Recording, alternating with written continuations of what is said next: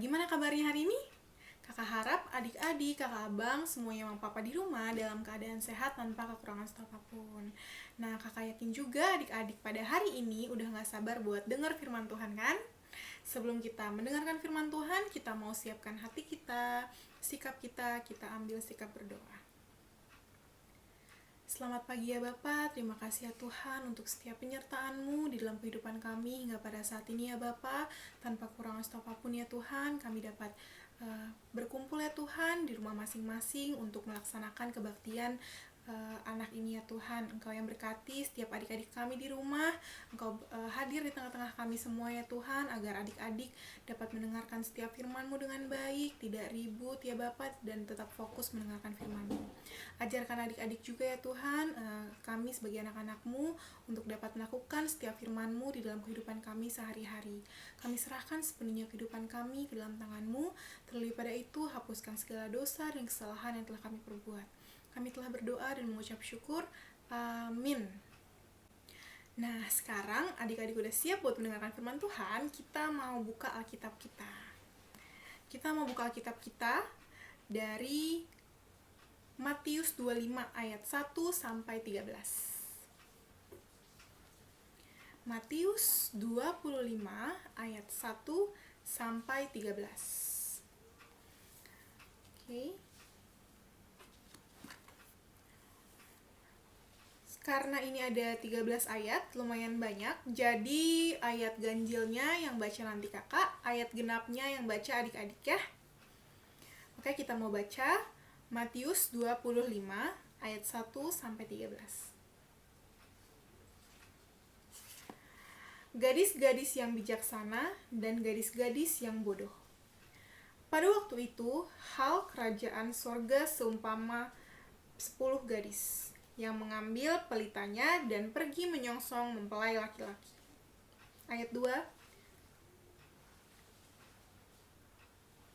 Ayat 3. Gadis-gadis yang bodoh itu membawa pelitanya, tetapi tidak membawa minyak. Ayat 4.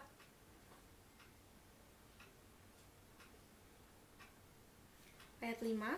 Tetapi karena mempelai itu lama tidak datang-datang juga, mengantuklah mereka semua lalu tertidur. Ayat 6.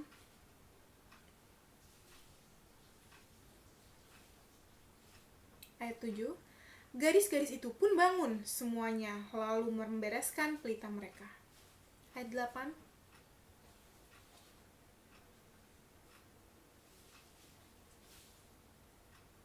Ayat 9. Tetapi jawab gadis-gadis yang bijaksana itu, "Tidak, nanti tidak cukup untuk kami dan untuk kamu. Lebih baik kamu pergi kepada penjual minyak dan beli di situ." Ayat 10.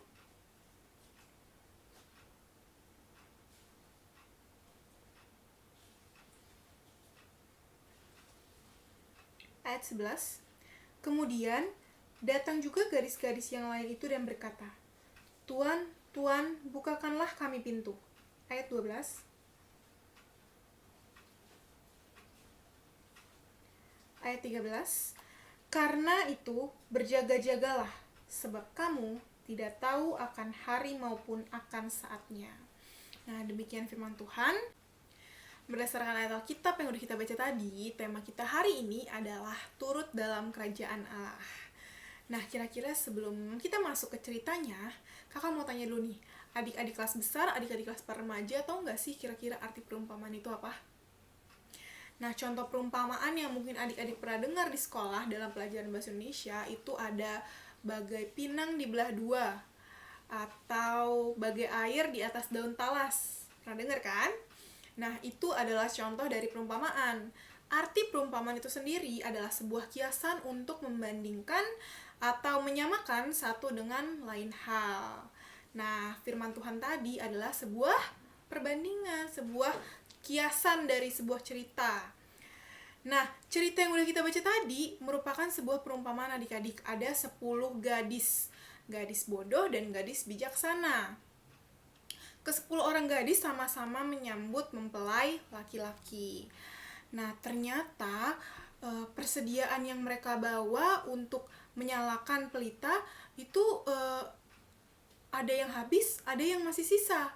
Nah, kira-kira adik-adik udah tahu kan dari cerita yang tadi, 5 orang bodoh itu, mengapa disebut bodoh? Kenapa 5 orang gadis itu disebut bodoh? Karena kelalaian, mereka lalai, mereka ceroboh, mereka tidak membawa persediaan minyak saat menanti pengantin. Jadi saat menunggu mempelai laki-laki, minyak mereka habis karena mereka menyalakan pelitanya terus.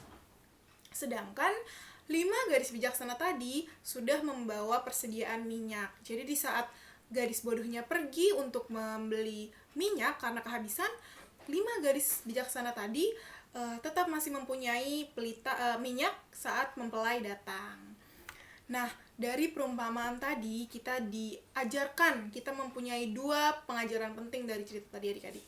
Yang pertama, semua orang percaya, kakak, adik-adik di rumah, kelas besar para remaja, harus senantiasa memperhatikan keadaan rohani kita masing-masing. Nah, karena Kristus boleh datang tanpa kita duga atau kita sangka. Sehingga ketika Yesus nanti datang untuk kedua kalinya, kita boleh turut serta ke dalam rumah Bapa yang kekal. Nah, bagaimana sih cara kita menumbuhkan keadaan rohani kita itu tadi? Dengan cara rajin beribadah. Contohnya nih, pada saat ini adik-adik kelas besar ke kelas pra remaja sedang mengikuti ibadah sekolah minggu walaupun hanya secara online.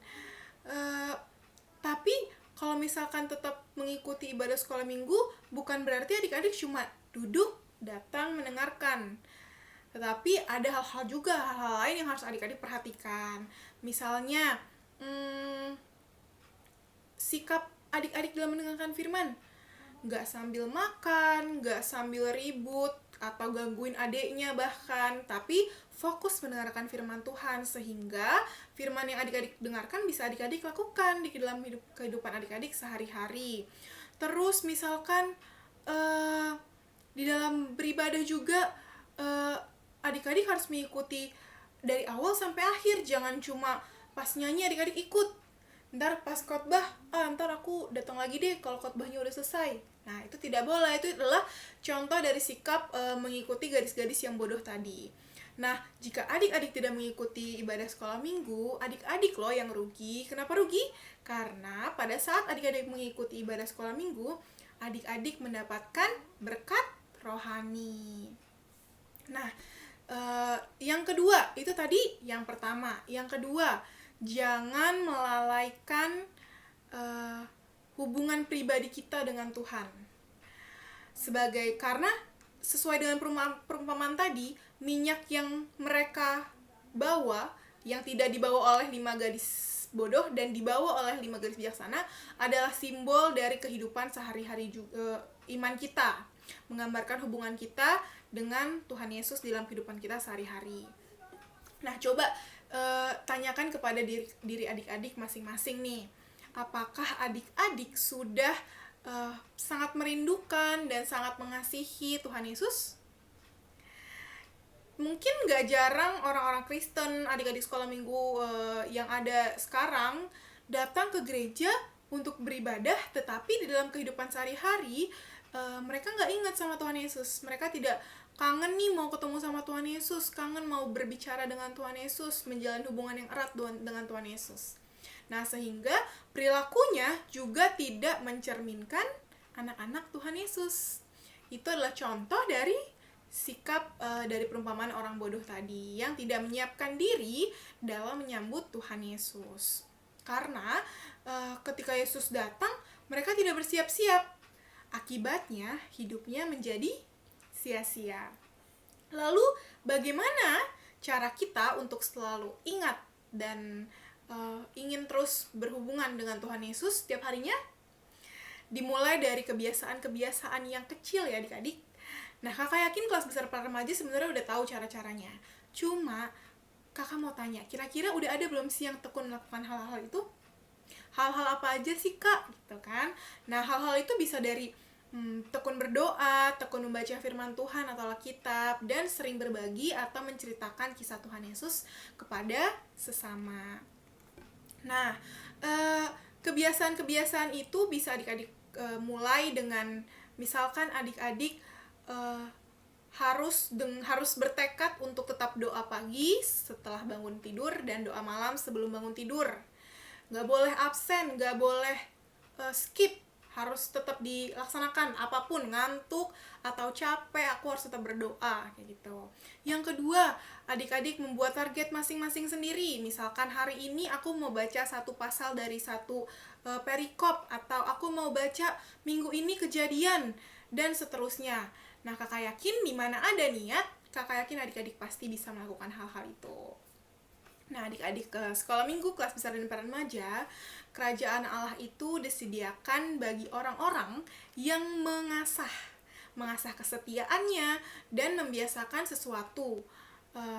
Mengasah kesetiaan itu adik-adik membiasakan sesuatu, melakukannya secara terus-menerus. Jadi suatu saat kalau adik-adik tidak melakukannya, adik-adik merasakan ada yang hilang, merasa ada yang kurang nih. Oh, aku belum berdoa, oh aku belum membaca firman Tuhan, kayak gitu. Nah, Tuhan menginginkan semua anak sekolah minggu itu juga harus siap menyambut Tuhan Yesus. Tuhan Yesus akan datang pada waktu yang tidak dapat diduga atau disangka oleh siapapun. Nah, sesuai dengan ada firman di Roma 10 ayat 17. Kita mau buka sama-sama Roma 10 ayat 17. Oke, kakak bacain buat adik-adik semua ya. Roma 10 ayat 17. Jadi, iman timbul dari pendengaran, dan pendengaran oleh firman Kristus. Nah, gimana caranya kita punya iman yang kuat, kita punya kesetiaan kepada Tuhan? Salah satunya adalah dengan membaca firman Tuhan dan melakukannya. Jadi bukan cuma dibaca, bukan cuma didengar, tapi dilakukan di dalam kehidupan adik-adik sehari-hari. Nah, itu kan tadi kan kita udah membaca tuh, udah merenungkan tentang mempersiapkan diri untuk menyambut kedatangan Tuhan yang kedua kalinya, sesuai dengan nama minggu ini, yaitu Advent ketiga. Advent, dimana Advent berarti mempersiapkan diri untuk penantian kedatangan Tuhan Yesus kedua kalinya. Nah, jadi kakak mau adik-adik kelas besar, adik-adik kelas pra-remaja, sudah dewasa, sudah bisa mengatur dirinya sendiri. Jadi bukan saatnya untuk menunda-nunda. Karena kakak yakin adik-adik sudah bisa untuk melihat mana yang baik dan mana yang buruk, mana kebiasaan yang harus ditekankan, yang harus dilanjutkan, yaitu menjadi anak-anak Tuhan Yesus yang taat akan firman Tuhan. Nah, itu mungkin untuk firman kita pada minggu hari ini. Sebagai tambahan, untuk adik-adik kelas besar dan pra-remaja yang belum tahu mau baca renungan di mana, nanti kakak akan kasih beberapa tulisan di sini. Oke, di sini nanti ada beberapa website yang bisa adik-adik akses untuk mencari renungan sehari-hari ya. Bisa dilihat. Oke, nah itu dia. Jangan lupa untuk dilakukan ya firman Tuhannya. Sekian firman Tuhan kita pada minggu hari ini. Selamat melanjutkan aktivitas adik-adik. Sebelum kita tutup kebaktian kita mau satukan hati kita mau ambil sikap berdoa. Lipat tangan, tutup mata. Selamat pagi ya Bapak, terima kasih ya Tuhan untuk setiap penyertaan-Mu ya Bapak di dalam kehidupan kami ya Bapak sampai detik ini ya Tuhan. Ya Bapak, terima kasih untuk penyertaan-Mu dari awal, pertengahan hingga akhir kebaktian ini ya Bapak, sehingga kami dapat mendengarkan setiap firman-Mu ya Bapak tanpa kekurangan apapun. Ajar kami ya Tuhan untuk dapat menjadi anak-anak yang menyiapkan diri ya Bapa melalui iman kami, kesetiaan kami kepada Engkau ya Tuhan dalam menyambut kedatangan-Mu yang kedua kalinya ya Bapa.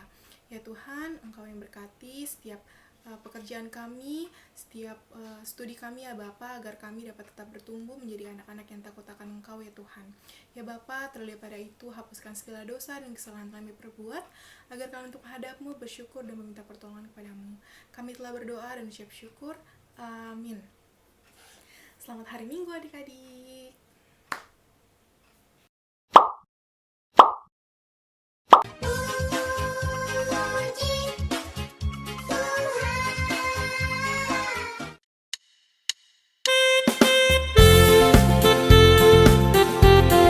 Yohanes pasal 7 ayat 38. Barang siapa percaya kepadaku, seperti yang dikatakan oleh kitab suci, dari dalam hatinya akan mengalir aliran-aliran air hidup. Kasih-Nya seperti sungai, kasih-Nya seperti